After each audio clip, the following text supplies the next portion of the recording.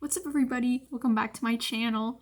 So this week AP scores came out. I did a video where I reacted to my scores. If you want to check that out, I'll link it. But that got me thinking of like the ACT test, and I took that like last year and I got a 33 on it, which is like pretty good.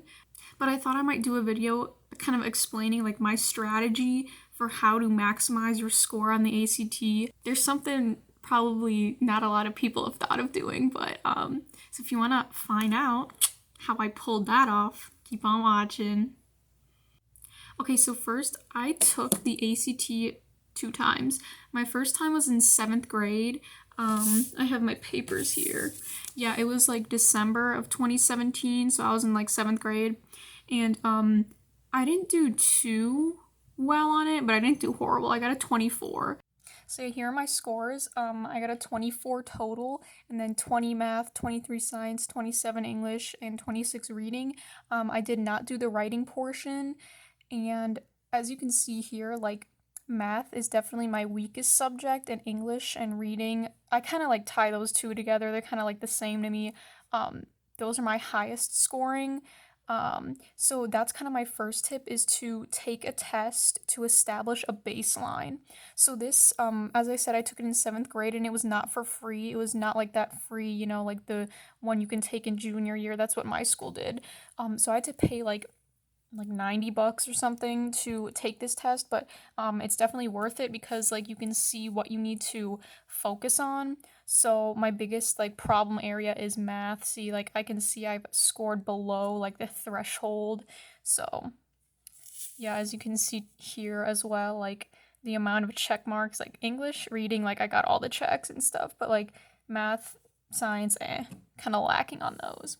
So yeah, that would be my first tip, is just to establish a baseline by taking the like A test. Even if you take a practice test as well, I'm sure there are like resources online where you can just take a practice test just to like see where you need to work on. Now, depending on how far away your ACT test is will determine kind of like how much time you have to spend studying and learning the things you need to learn. So for me personally, when I was about to take my actual like free junior year ACT in February of 2020, I started preparing for it, I think like November, December. So I mean, like I had a few months.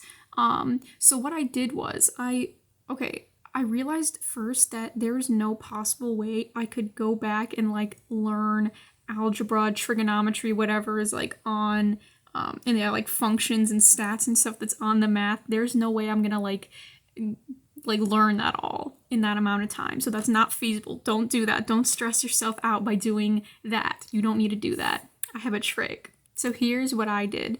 I went to my local public library and I checked out this book. I'll try to insert a picture or something. It's like the 5-pound ACT prep book. If you don't have access to a library or whatever, just like go on Amazon or like whatever, just go on like some shady Russian website. I mean, don't do that. Don't do that for illegal reasons. So here's the thing. The ACT, a lot of people have the misconception that, oh, I'm good at science and reading, so I don't really, I'm just gonna like forget about math. I'll just do really good in like science and reading, and then that'll bring up my average and I'll be fine.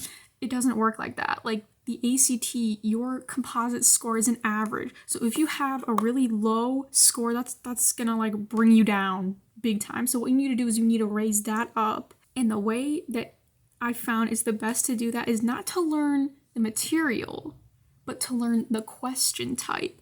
And that brings me into the book. So this book is gonna tell you literally like all the question types on the math portion, the reading portion, the science, whatever portion. I'm just saying math because that was my personal experience, but what portion you need to focus on. So what I did was, from the months of November till February, every day I did 10 questions, just like 10 questions from the book, just did them, and that's it. So that tells you, that gets you to know how to approach the problem, and most of the math stuff, like the ACT is not a hard test. It's actually really basic stuff, which is what trips people up because it's so easy. You just like forgot about all of it. Like I don't remember algebra. Like what? I never learned about matrices. You don't need to learn about that stuff. You just need to learn the problem or the question type and how to approach it. And that's how you maximize your points on the ACT. Also, in terms of like doing full length practice tests, I think if you have time for that, that would be good. That would actually be really good to do because that like shows you the time management of like how to space out everything and like pace yourself. But I honestly didn't do that. I just did like sections. So like I would do like the reading section, 45 minutes I believe it was, and just do a practice test of that. And like a couple days later I just do the math section. And that kind of like breaks it up so like you don't like kill yourself trying to do like full length, practice tests. I don't think that's it's helpful, but it's not necessary. It wasn't for me at least. Okay, so now that you all looked at your little book, did all your questions, figured out what you need to focus on, now is the day of the test. Ooh. So obviously, sleep. I don't mean like sleep for like 2 hours, go to bed at like 5 a.m. irregular hours, like the whole week before the test, and then like the night before you get like 12 hours of sleep. Don't do that. Have a relatively normal sleep schedule a week before the test. You get what I mean? So you're not like throwing your body out of whack. So eat some food, drink some water, go to the bathroom, buckle down, and get ready for the test. Now, I learned something in my AP classes. It's called the 3-pass method. So basically, like when you're doing, I don't know, like whatever section you're doing, you go through all the questions, and the ones that are really easy and you know how to answer the question type, you know the material, you just do them. And then the ones that you don't really know, or like these are like the things you learned in the book and like you're not very like familiar on, you're gonna save those and come back to it at the end. So it's like 1, 2, 3. You don't need to do 3 passes, like you can do 2 or whatever, but that's just a strategy. And that really helps with time as well, time management, because you don't want to be hanging up on like one question for like the whole duration of the test. Like that's not going to help you.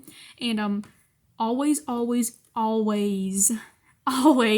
answer every question. If you have like 5 minutes left of the test and you have like half the test not done, just bubble one letter. Just pick one letter and bubble it all the way down. C is usually what I've heard is like the most common correct answer. I don't know. I always do C, but like just stick one letter. Don't mix them around. Just one letter. Fill them all out. Let's see how this practice paid off for me. I'll show you guys my scores. So as you can see, I got a 33 composite and 31 math, 32 science, 35 English, and 33 reading. Again, I did not do the writing portion.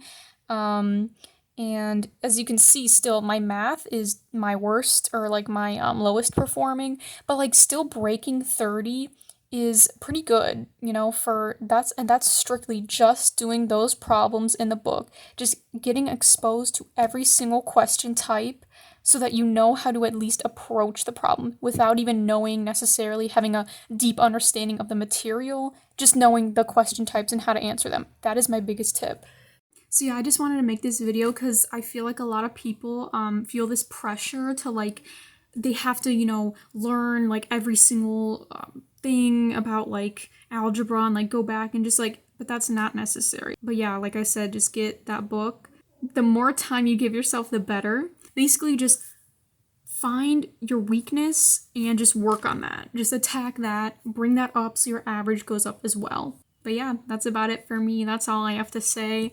If you guys like this video, please give it a thumbs up and subscribe while you're down there. And I will see you guys in my next video. Bye!